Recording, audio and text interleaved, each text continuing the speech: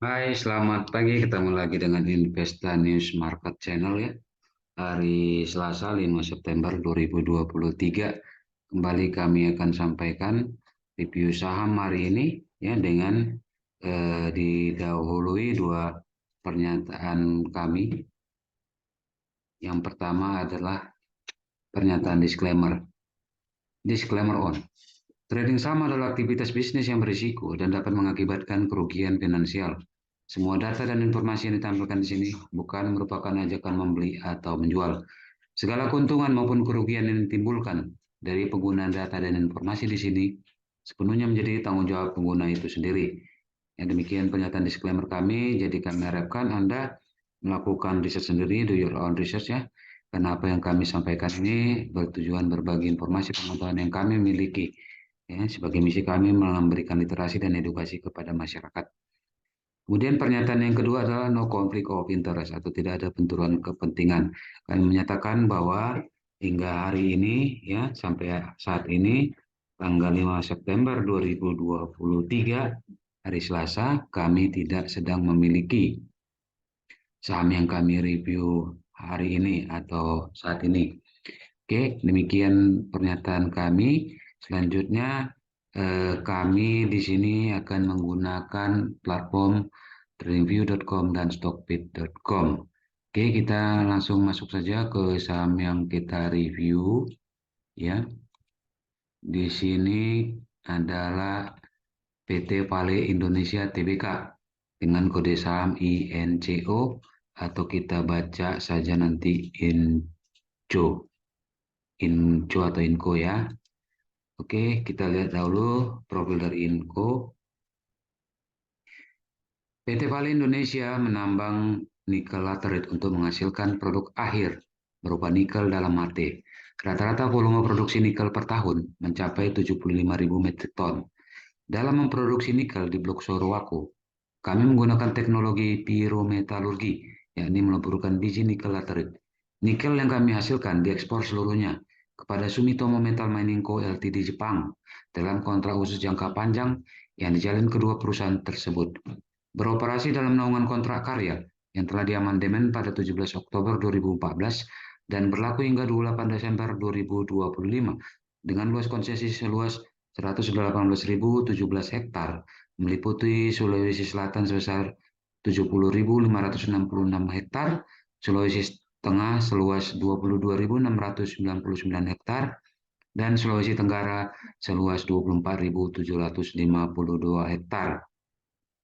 Oke, jadi singkatnya Inco ini produsen dari nikel dalam mate. Ya. Sementara ini hasilnya diekspor seluruhnya ke Sumitomo Metal Mining Co. Ltd. Jepang ya dalam kontrak khusus jangka panjang. Jadi artinya saat ini semua produk dari Inco ini ya dapat diserap oleh eh, user atau pembelinya ya, yakni Sumitomo Metal Mining Co. Ltd. Jepang. Oke, adapun alamat dari Inco itu di The Energy Building lantai 31 SCBD Lot 11A, Jalan Jenderal Sudirman Kapling 52 sampai 53, Jakarta 12190. Oke, kemudian kita coba lihat apakah ada corporate action yang terdekat atau yang sudah lewat ya. Oke, hanya berupa pembagian dividen dengan ex-date 16 Mei 2023. Ya, artinya paling tidak Inco ini membagikan dividen, jadi bisa dijadikan sebagai income stock, yaitu saham yang menghasilkan penghasilan dalam bentuk dividen. Oke, kita coba lihat key state-nya. Ya. Oke, di sini net income dari Inco untuk kuartal 1 ya naik dibanding kuartal 1 2022 yakni 1,47 triliun. Sementara di 2022 971 miliar. Ya, kemudian net income di kuartal kedua sebesar 1,05 triliun lebih. Turun dibandingkan dengan kuartal 2 2022 yang sebesar 1,2 triliun lebih. Namun jika di-analyze ya ternyata ya Inco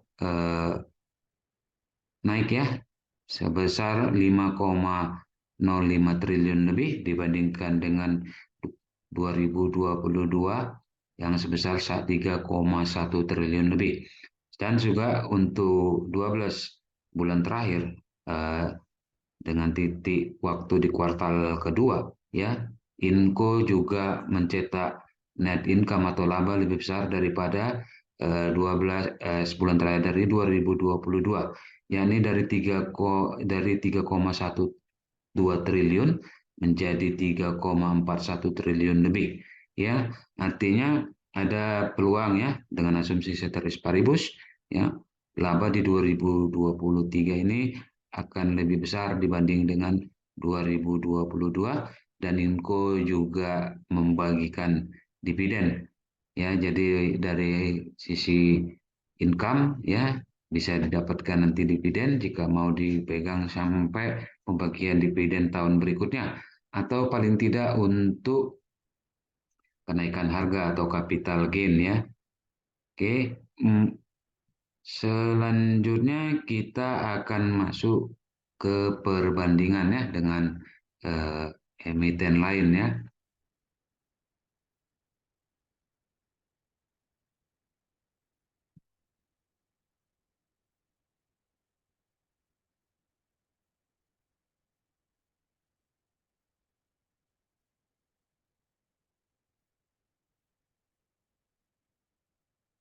Oke, di sini oleh Stockbit, Inco dibandingkan dengan Krakatau Steel, NCKL, dan Pekim ya.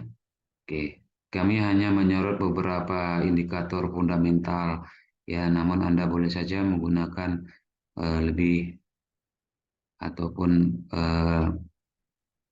kurang dengan apa yang kami sampaikan ya. Namun itu semua kembali ke pernyataan disclaimer kami ya. Oke, eh, yang pertama kita lihat current PE ratio ya. Jadi kalau Inco untuk yang disetahunkan, PE-nya 11,79 ya. 11,79 ya. Eh, hanya kalah dengan NCKL-nya 11,55, tetapi sangat tipis ya. Tapi lebih murah dibandingkan Tekim. Selanjutnya kita lihat untuk 12 bulan terakhir, Inco 17,47 ya. Sedangkan NCKL 8,96, Tekim 4,32. Jadi relatif lebih mahal ya Inco-nya ya. Kemudian kita bandingkan dengan current price to book value-nya ya. Kita lihat di sini bahwa Inco itu 1,61 ya kali ya, dibandingkan eh, nilai bukunya ya. Harga saat ini 1,61 kali dibanding nilai bukunya ya. Eh, hanya kalah dengan Keras dan Kim ya, tapi unggul dibandingkan dengan NCKL. Kemudian kita akan lihat net profit margin kuartal terakhir, di mana Inco yang unggul ya. Oh enggak, kalah sedikit berbeda dengan NCKL yang 25,23, sedangkan Inco 23,79. Namun dengan net profit margin lebih dari 20%, Inco ini di atas ya industri ataupun sektornya yang hanya sekitar 5 ya, 5,34% ya. Jadi Inco dibanding industri dan sektornya termasuk leading ya. Selanjutnya kita lihat return on equity 12 bulan terakhir ya. Inco mencetak ROE 9,24% ya, lebih tinggi dibanding industri dan sektornya, hanya kalah dengan Tekim ya. Perlu diketahui Tekim ini adalah perusahaan kertas ya. Oke, selanjutnya kita lihat bagian terakhirnya adalah cash from operation ya. Apakah Inco ini mampu menghasilkan cash dari operasionalnya saja ya, tanpa perlu meminjam ataupun menerbitkan saham baru ya. Di sini terlihat bahwa Inco yang terunggul ya dibanding emiten lainnya di sini. Dia mencetak kas 6,8 triliun lebih ya. Sedangkan KRAS yang terdekat itu 6,7 triliun lebih ya. Jadi artinya secara fundamental kami melihat bahwa Inco ini sangat baik ya dan kuat ya. Dan juga kinerjanya juga positif. Selanjutnya kita akan lihat terakhir PE band-nya ya. Apakah Inco ini masih termasuk under value atau over value ya secara fundamentalnya.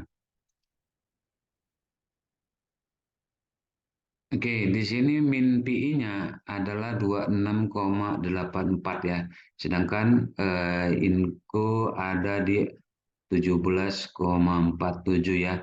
Jadi sebenarnya Inco ini secara PI standard deviation band-nya ya masih under value ya, masih di bawah rata-ratanya ya.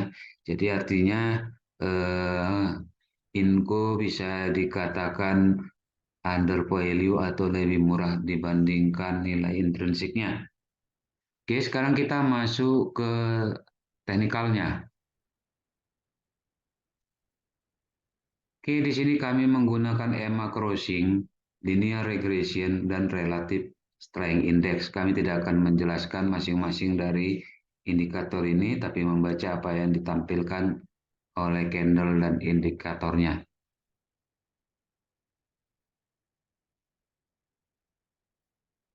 Oke, kalau kita lihat di sini bahwa Inco hampir menyentuh garis bawah dari kanal regresinya. Sedangkan kalau kita lihat ke belakang ya, di dalam kanal regresi ini ya setiap Inco menyentuh garis bawah dari kanal regresinya, dia akan memantul ya atau naik ke atas ya seperti bola pingpong ya. Kalau misalnya kita biarkan jatuh ke bawah ya ketika dia menyentuh katakanlah semacam permukaannya dia akan berbalik naik ya begitu juga ketika dia misalnya menembus garis atas dari kanal regresinya seperti yang saya tunjukkan di sini ya Inco akan bergerak turun ya. Jadi artinya di sini kita lihat bahwa Inco sudah naik ya, meninggalkan garis bawahnya ya. Dan juga kalau kita lihat bahwa Inco ini RSI-nya juga mulai naik ya, walaupun masih di area netral ya. Dan juga sudah cukup lama ya, di tanggal 14 Agustus ya 2023 Inco MA10 dan MA20-nya terjadi dead cross ya dan akhirnya turun dan membentuk lembah dan mulai ada arah naik yang ditunjukkan juga dengan RSI-nya. Oke, di sini kami lihat bahwa area beli yang dapat dilakukan selama Inco ya di atas 5.800 dapat dilakukan pembelian dan atau akumulasi pembelian ya dengan maksimal pembelian bisa dilakukan di harga 6.000 ya. Jadi 5.800 sampai 6.000 ya itu menjadi area pembelian dari Inco ya dengan eh, titik untuk manajemen risiko, stop loss atau tutup kerugian dapat dilakukan jika Inco turun atau tembus di bawah 5.800 ya. Adapun target harga yang diharapkan ya dari secara teknikal ini kita bisa ambil di titik perpotongan ketika dead cross ya yang terdekat ya tekanlah di 6.600. Oke, demikian yang dapat kami sampaikan. Mudah-mudahan dapat bermanfaat bagi kita semua. Mohon maaf jika ada kesalahan dan kekurangan dalam penyampaian kami. Kritik dan saran dapat disampaikan di kolom komentar. Terima kasih banyak buat mereka atau teman-teman yang sudah menonton, memberikan like, tetap subscribe ya, bahkan mungkin berbagi kepada yang lain ya karena berbagi yang positif itu baik ya. Karena apa yang kami sampaikan ini boleh dapat bermanfaat ya bagi mereka yang berkecimpung ya di dalam investasi di pasar modal ya. Mohon tetap dukung kami dengan menonton, mengikuti channel ini dengan berikan like dan subscribe. Juga kritik dan saran boleh disampaikan, termasuk juga dibagikan kepada yang lain jika Anda merasa bermanfaat buat mereka yang membutuhkannya. Oke, akhirnya kami ucapkan terima kasih banyak. Selamat melanjutkan aktivitas, tetap semangat, jaga protokol kesehatan, jangan lupa bahagia. Sampai jumpa.